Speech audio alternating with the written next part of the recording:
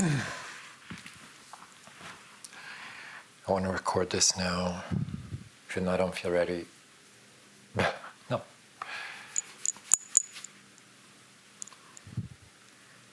Because I don't want to, I want to record this experience so I don't memory hole it. Just got back from downtown, going to the passport office, and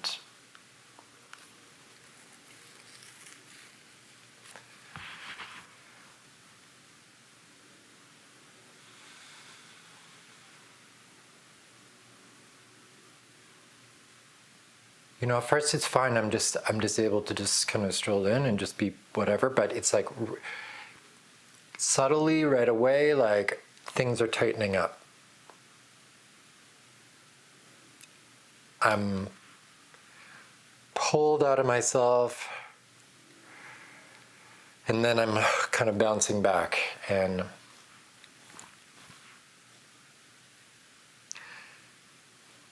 especially like a government building is especially nerve-wracking for me. Like,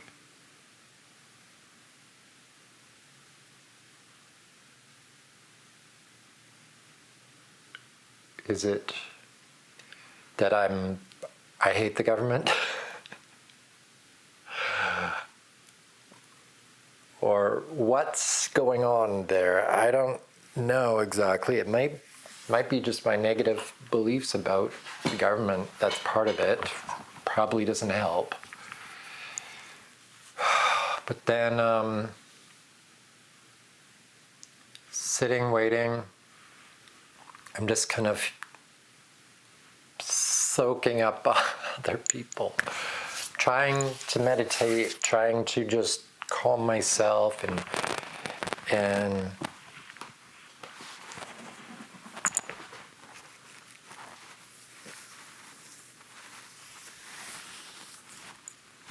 be patient. And the tension and the irritation and the anxiety are like building. I feel like I need to stretch and move, and this person over here is fascinating, and this person over here I get bad vibes from, and the whole thing makes me kind of squirmy and itchy, and then finally get called up to the wicket, and I feel like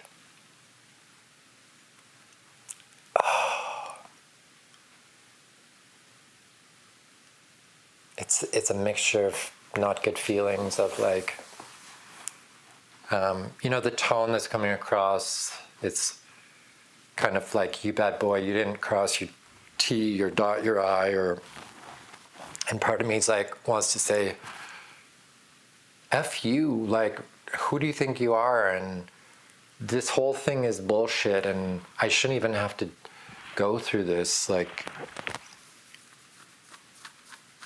I hate everything. That's what I feel like at that moment. Everything's bullshit, and why so many people just compliant and not questioning and not challenging things? And why is our world like this? It's stupid, it's dumb, it's boring. and then, like, even before that, I'm thinking, even before I got called up to the wicket, I'm having these paranoid ideas of that I left something burning on the stove. Or I'm being pulled with panicky ideas. The anxiety's building, the pain in my body's building, the tension's building. Why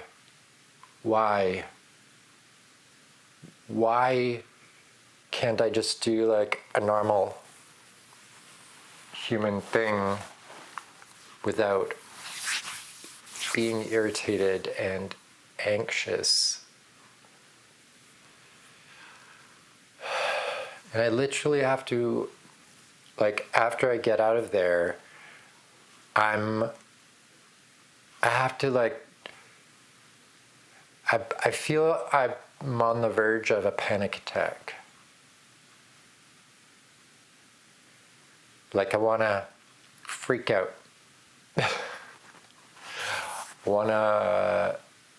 I don't know what will help me in that moment. It's like, so I just rushed home to make sure that the house wasn't burned down.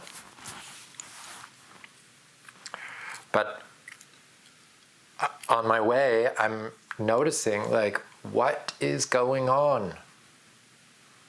Why are you so agitated? Why are you freaked out? Why are you panicking? Where is this anxiety coming from? It's irrational.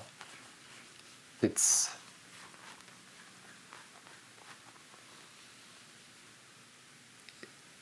clearly because of, like, deeper things, unresolved things.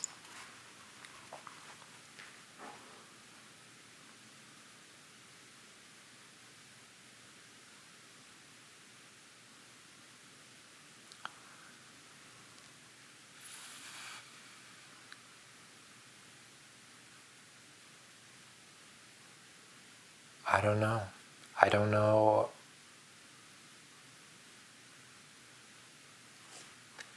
I don't know what the solution is other than just talking about it and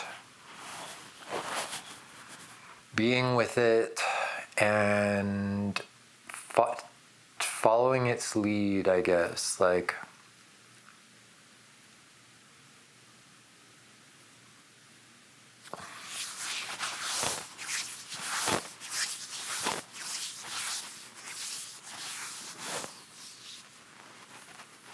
it makes me want to do really, like,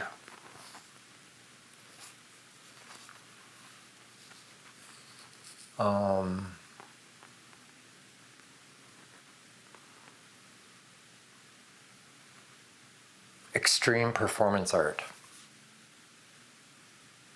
Like going into the middle of the square where they painted the transgender rainbow and dumping a bucket of red paint over my head and onto the ground. And just lying in the middle of the intersection covered in red paint.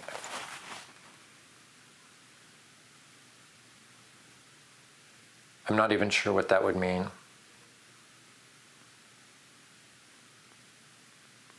But just something like that. Something dramatic. I mean, there's even other things, but I'm not going to put that on the internet because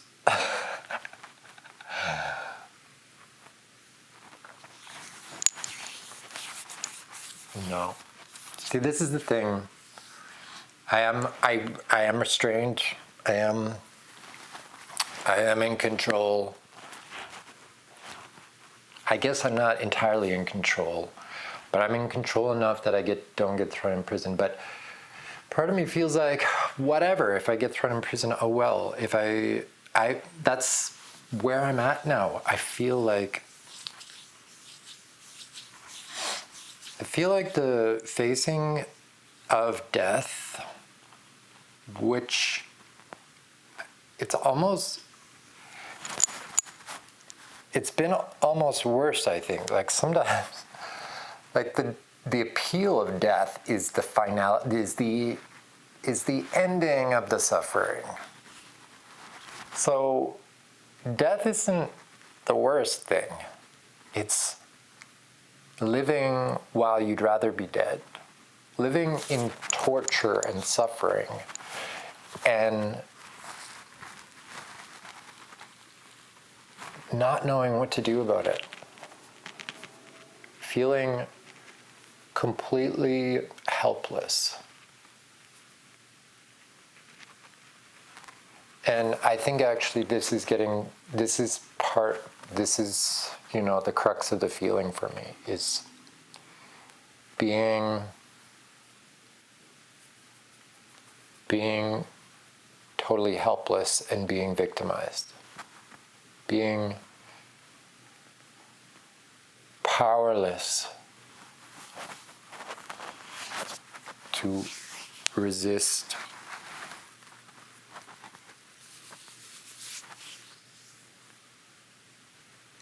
abuse.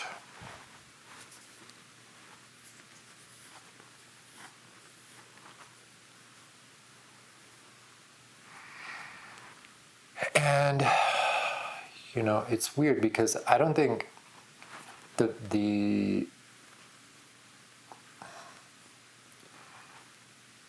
watching back these videos, it makes it seem like my early childhood was like terribly abusive, but it wasn't. There was some abuse, but it wasn't terribly abusive. I guess it's all relative. It like really, I know that my parents wouldn't think it was.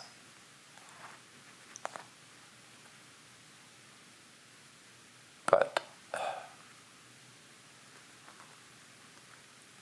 the impact that things had on me, I think there's other people. There's other people. It was more than just my parents. There's other people.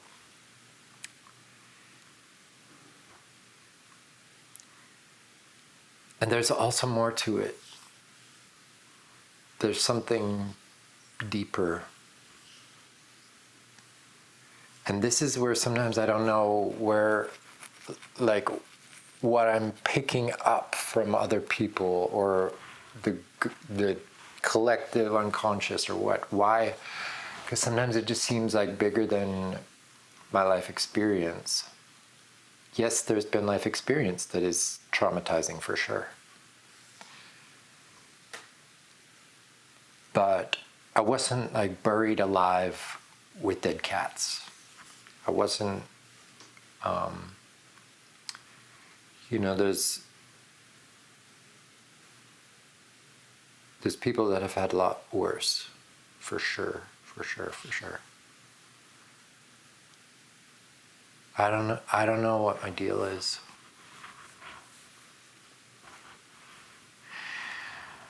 I know I'm not the only person that suffers with anxiety and depression, and probably in this time it's like really bad. I think there's a lot of people that suffer from it. And maybe that's what I'm picking up. I don't want to be delusional. I don't want to be like affirming, like believing I'm this empath and I'm absorbing all this whatever. I don't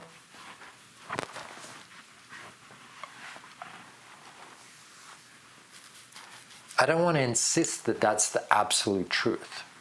Is it possible I'm making stuff up? It is possible.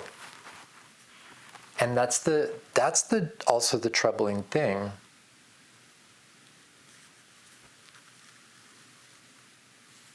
Is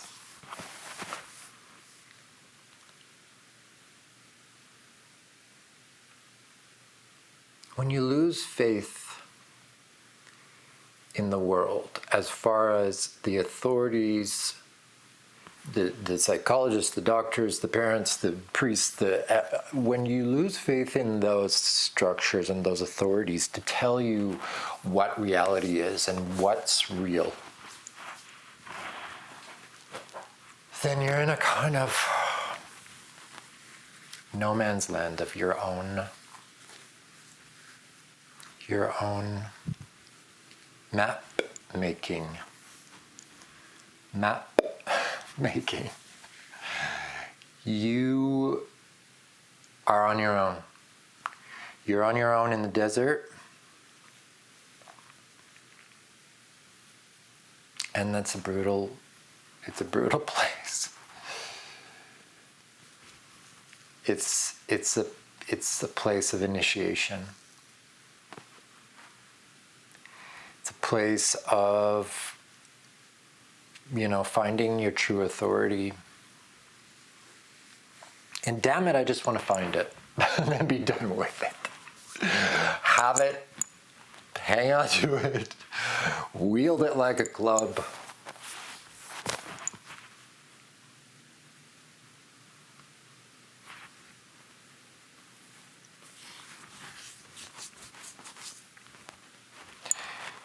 And not suffer from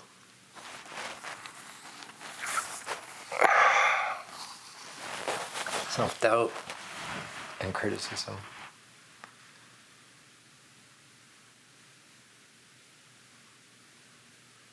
Not feel like there's something wrong with me. Sometimes I feel like my unique things are gifts, but most of the time not. Most of the time it seems like a burden and like too much to live with.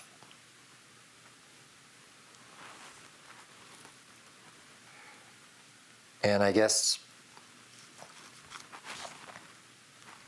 being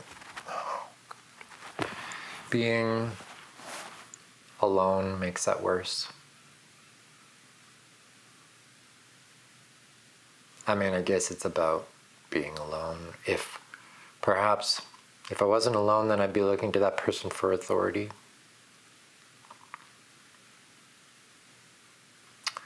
I don't know, but I'm willing to try that. That's why I guess I want somebody that is my equal. I want to be with somebody that is on the same journey and can relate. That I'm not going to put on a pedestal. I'm not going to lord over.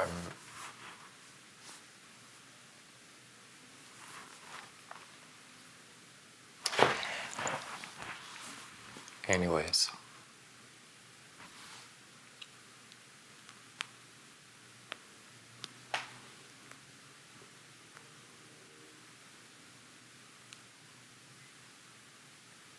I feel already like I don't want to do these videos anymore.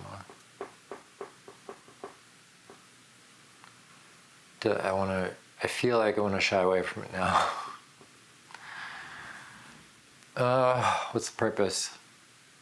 Just bearing my soul and exposing those things, and for what?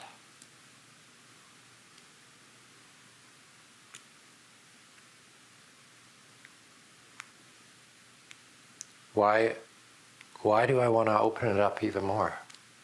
Why do I want to expose myself even more and be even more vulnerable and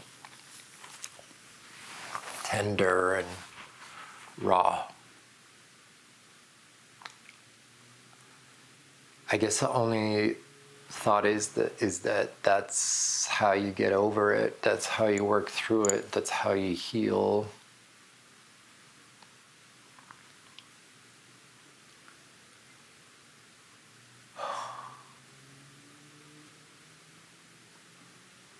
Just tired of it.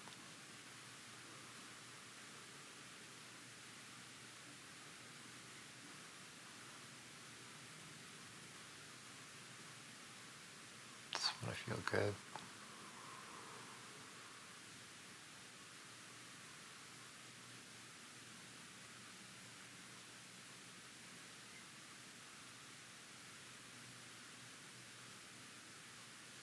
Just want to lay in the sun naked.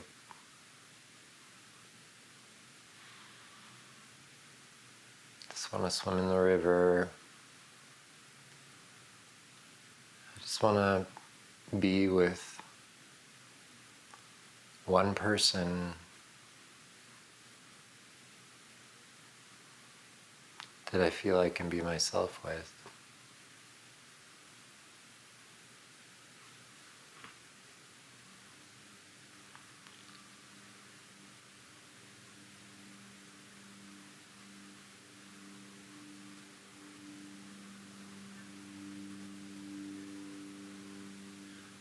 But I can't try too hard to make that happen because that's too much. That will drive people away. So I have to not try too hard. Not try too hard to make that happen. I've got to go about it in a covert way where I'm like making myself look like a better person or something like that, because work out and make a bunch of money and write a book and have a career and whatever, and then I can catch that person that I want to be safe with, feel love with. That's a game, and I hate it. I don't like the idea of it being such a game. Why can't I just love the person I love? Why can't I just be with the person that I'm attracted to?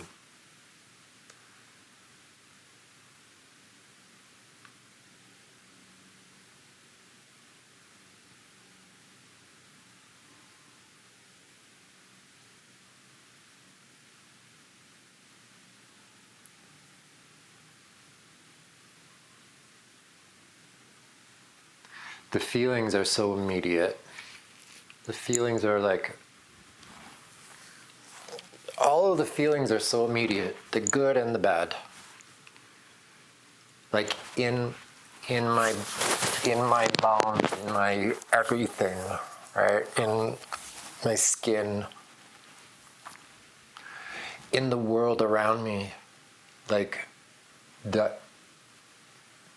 everything gets colored by how I feel. And maybe I'm no different than anyone else. I mean, I think I'm different than some people for sure. It's pretty clear that there's a difference between myself and some people. But I know there's like other people like me too. I know there's sensitive people. There's people that suffer. There's people that are having a hard time. There's people that don't know what to do with themselves in this world, this society. And damn it,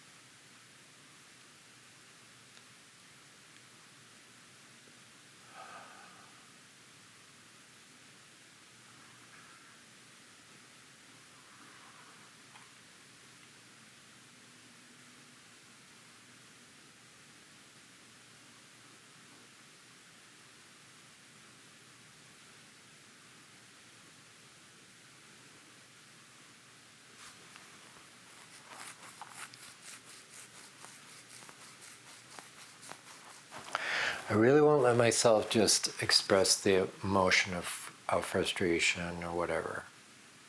It's like I cut it off unless I feel it's presentable.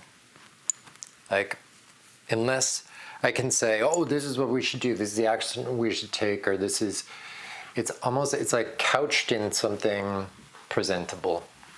It's like coming across in an intellectual way, or a way that's just not. Yeah, I think that it's when it's just the emotion, it's like childish, or yeah, childish.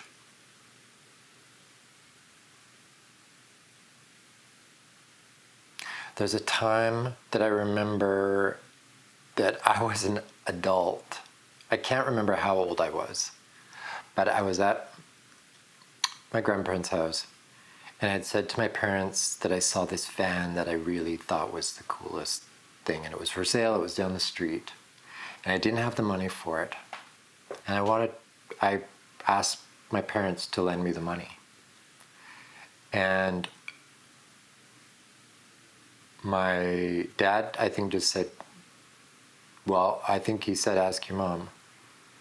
And she said, I can't remember exactly what she said, but what I feel was no, and you shouldn't even ask. Like some kind of shameful, like you should be ashamed of even asking, or something like that.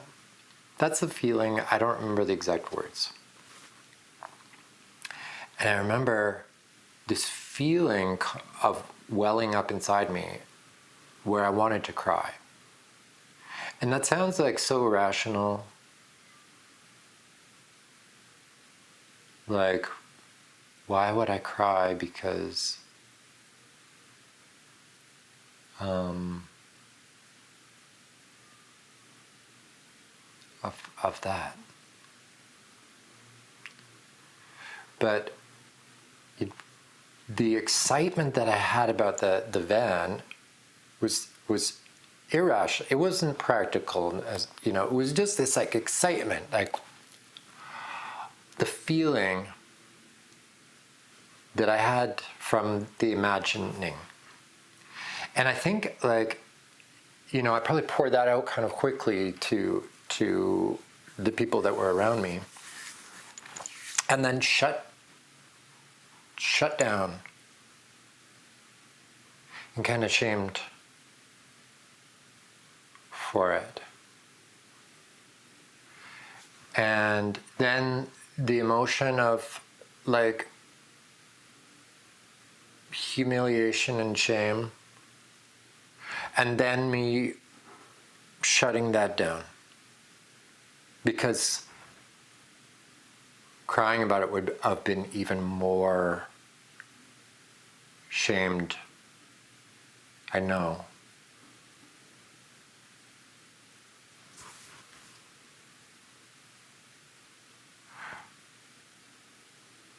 And I think that stands out in my mind because, well, like even as an adult, I was an adult, and I think I was a young adult, probably like in my 20s or something. And just that those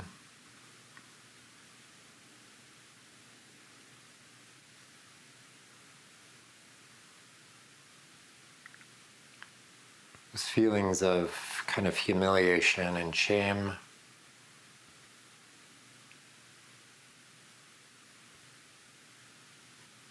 for having these exuberant feelings, for having these like explosive, joyous, excitable feelings.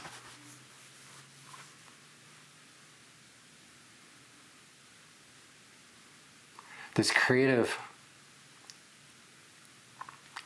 part of me that then gets shut down.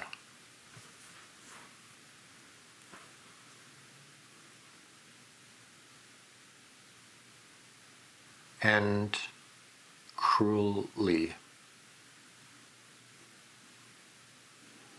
And I don't even mean that it's necessarily from one person, although there's certainly, well, there's more than one person that comes to mind in my actual experience, but I think this is also something bigger.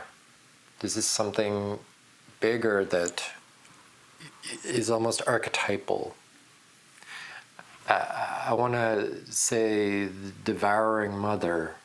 I think like Jordan Peterson talked about it or something.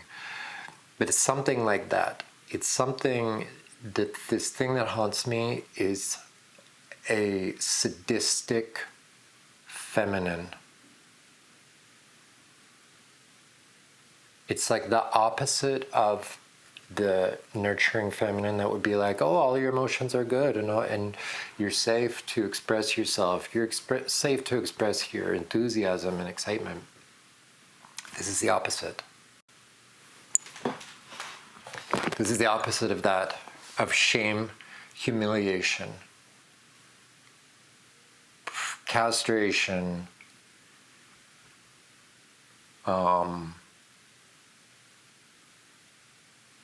negation. It's some very cold water on the excitement.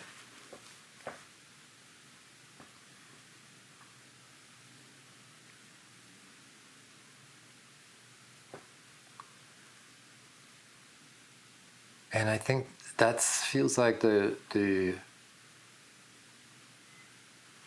the heart of darkness for me. This sadistic feminine that exists in our world.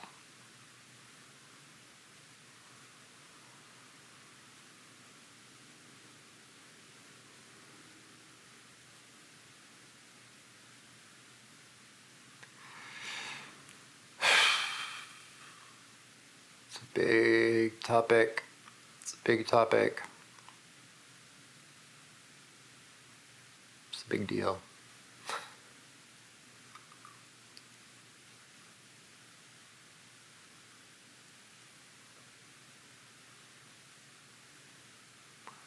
But I think I need to face it. I need to face it. And so the thing is, it's so weaponized right now. It's politically correct to be an angry woman and to be a meek man, to be like an obsequious, like harmless man. And I think I was trained to be that way. I was domineered by not just one woman, but 4, 5 even. And when I see those kind of women in the world, I'm highly triggered. And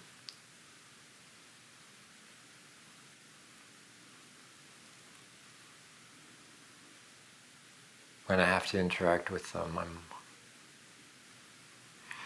not that I'm reactive, but inside a lot is going on.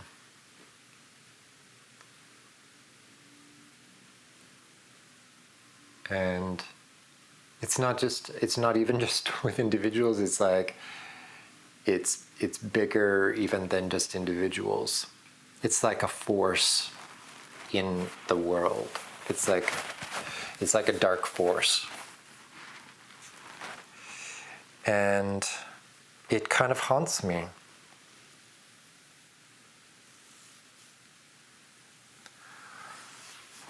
I'm sure that there's like, well, there's a lot of ways to explain it, and I have my imaginings of it, but I know I also have this desire to mitigate fabrication and illusion and fantasy. I'm strong in that area, but I also appreciate the counterpoint, the importance of logic and rationale and evidence, of tangibility.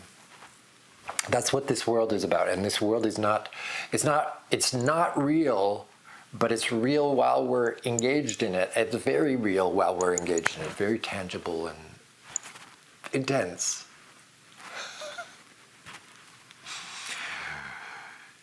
And I think there is a part of us that wants that. There is a part of me that wants that intensity, that where I see my effect in the world. I just don't, at this point, it's like, it's all affecting me. It's all doing to me. And that's been most of my life, where I feel like I'm being done to. And I want to feel my power. I want to feel my strength. I want to know what I think about things and how I would like them to be. And feel the confidence to make that happen without the fear that somebody is going to be upset with me for doing that, for expressing myself, for being spontaneous and expressive and even childish.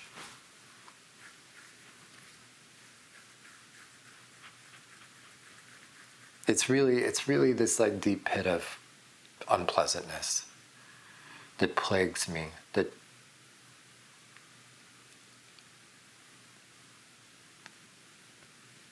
I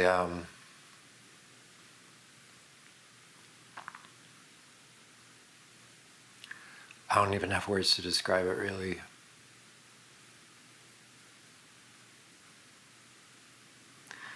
The words, I feel I can't even say the words without fear of some kind of punishment, fear of some kind of retaliation.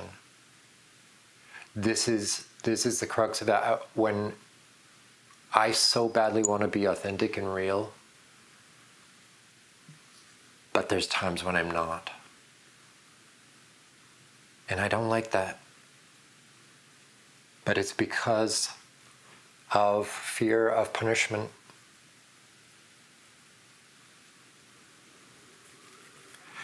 Punishment that is humiliating and even feels like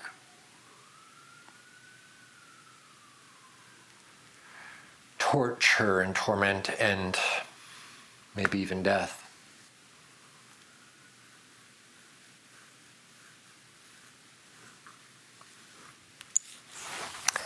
Anyways, I guess I don't want to talk about it anymore for the moment. I need to get some sunshine and